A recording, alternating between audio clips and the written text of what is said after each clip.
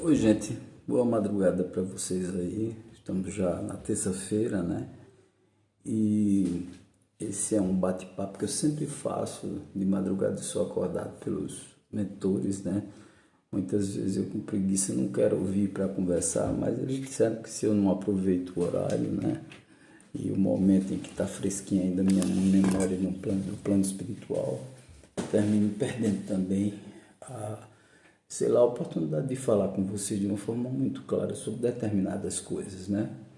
Às vezes a gente se aborrece, né? A gente fica chateado com determinadas coisas. Eu sou uma das pessoas que mais detesta a desonestidade, a deslealdade, a falta de humildade, a traição, né?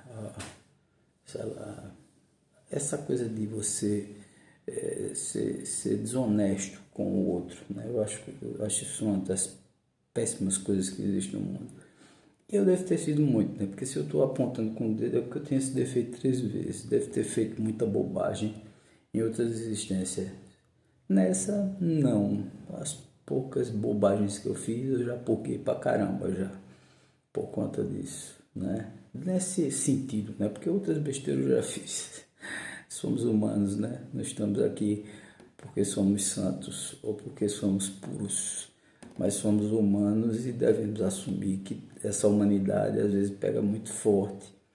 O planeta é um planeta de provas e expiação, né? É um planeta hospital, um planeta escola e um planeta prisão. Planeta prisão porque nós estamos aprisionados num corpo físico. Eu estou até de pijama aqui, né? Então nós estamos aprisionados num corpo físico. E essa prisão do corpo físico nos limita muito a percepção, o entendimento. Temos o véu do esquecimento, que eu acho que não devia ser assim uma regra para todos os encarnados. Para mim mesmo é uma coisa que me incomoda demais, não entender os parâmetros dos reajustes que eu estou recebendo nessa atual existência, né? Do planejamento que eu fiz, né? Eu gostaria de saber para poder cumpri-lo melhor, para seguir uma reta, mas é exatamente essa a grande sacada desse Criador, dessa fonte, quando nos dá a oportunidade de voltar novamente aqui com o planejamento espiritual e com o mérito de não saber o que nós fizemos, para não ter assim tipo o bizu, o spoiler, né? Do que tudo que nós fizemos, das coisas que a gente precisa fazer para poder evoluir. É um planeta escola porque nós estamos aprendendo o tempo todo, como eu terminei de dizer, nós estamos evoluindo e essa evolução tem um preço, né? Tem um preço e é um preço bem cobrado, né? Diga-se de passagem, muitas vezes essa escola que a gente vive repetindo numa eterna roda de samsara, né? Que é a roda que os hindus falam muito, a roda de samsara, com todos os nossos karmas e dharmas, onde nós reencarnamos, estamos aqui na Terra repetindo muitas vezes os mesmos erros que cometemos em outras encarnações, em outras existências. E isso nos faz doentes, por isso que também é um planeta hospital, porque nós somos doentes da alma, damos muito valor ao que não tem, né? Prestigiamos muito pessoas que não merecem. E eu acho que todo mundo merece, mas assim, uns merecem mais, outros merecem menos, né? A gente sabe disso, que tem muita gente, sei lá, sacana, desleal, desonesta, sabe, cheia de falcatruas de nós pelas costas, mas quem sou eu para julgar, né? Se eu também já devo ter feito isso em outras, outras existências de lambadas, né?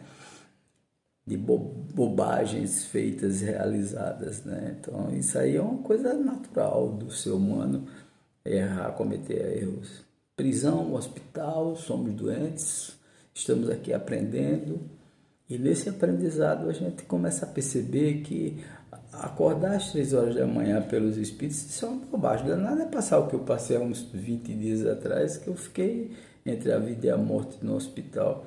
E olha que eu pedi até para os guias, eu disse assim, ó, dá uma facilitada aí, me leva logo de uma vez, porque tá demais aqui é muito bom, lá é muito ruim carregar aquele corpo, entendesse, conviver com determinadas criaturas. Ele disse, mas você foi colocado lá para passar por essa prova mesmo, para conviver, se relacionar com pessoas que são, entendesse, são questionáveis, né?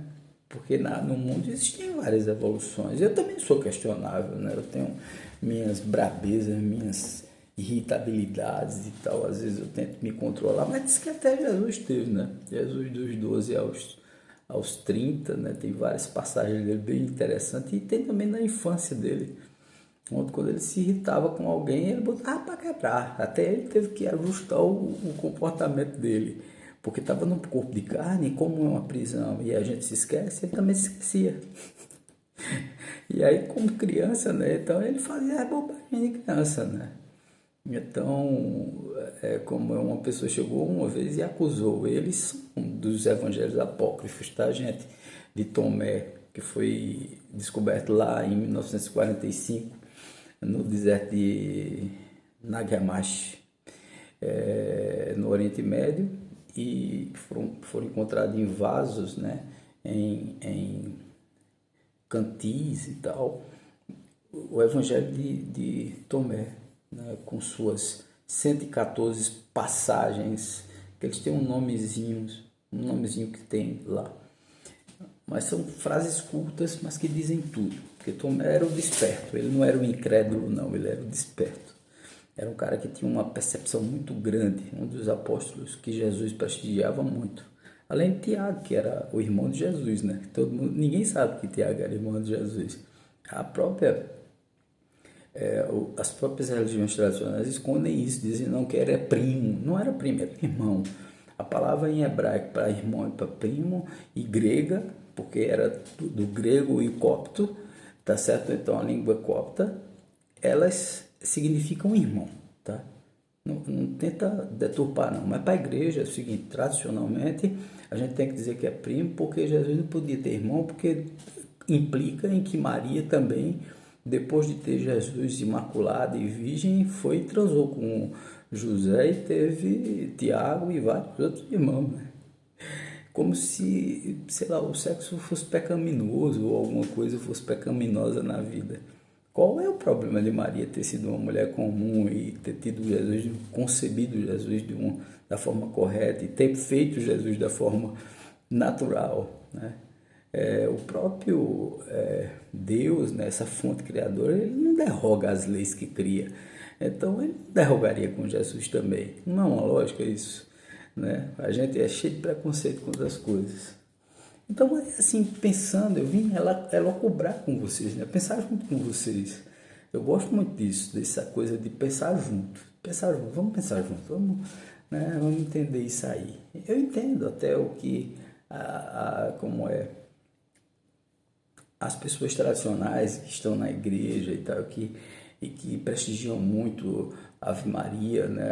A Maria, mãe de Jesus, etc. Eles querem torná-la imaculada, virgem, sem pecados. Foi concebido Jesus sem pecado, como se fosse pecado fazer amor para poder ter uma criatura maravilhosa como Jesus. Isso é um privilégio, né? Eu fazer amor e misturar as forças telúricas com as forças astrais e celestes e tal, e criar uma criatura como Jesus, isso é um privilégio, né?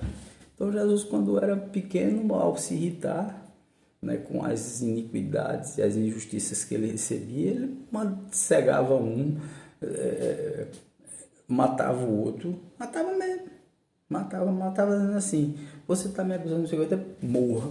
O cara caía lá durinho. Teve um dia que acusaram ele de ter empurrado uma criança lá do não sei quantos andares, sei lá, do pináculo da mesquita não, da sinagoga. O menino se estabacou no chão e morreu. E aí começaram a acusar que foi ele que tinha empurrado a criança. Ele foi lá, fez a criança ver e perguntou, fui eu? Aí a criança disse não, ele disse, tá bom, agora morra de novo. Aí a criança ficou lá morta. Pronto. É assim que funcionam as coisas. Paz, luz, namastê, muita axé para você, o ser grandioso que existe em mim, saúde do ser grandioso que existe em você. Um bom dia para vocês, um bom dia de Ogum. Tchau, tchau, gente.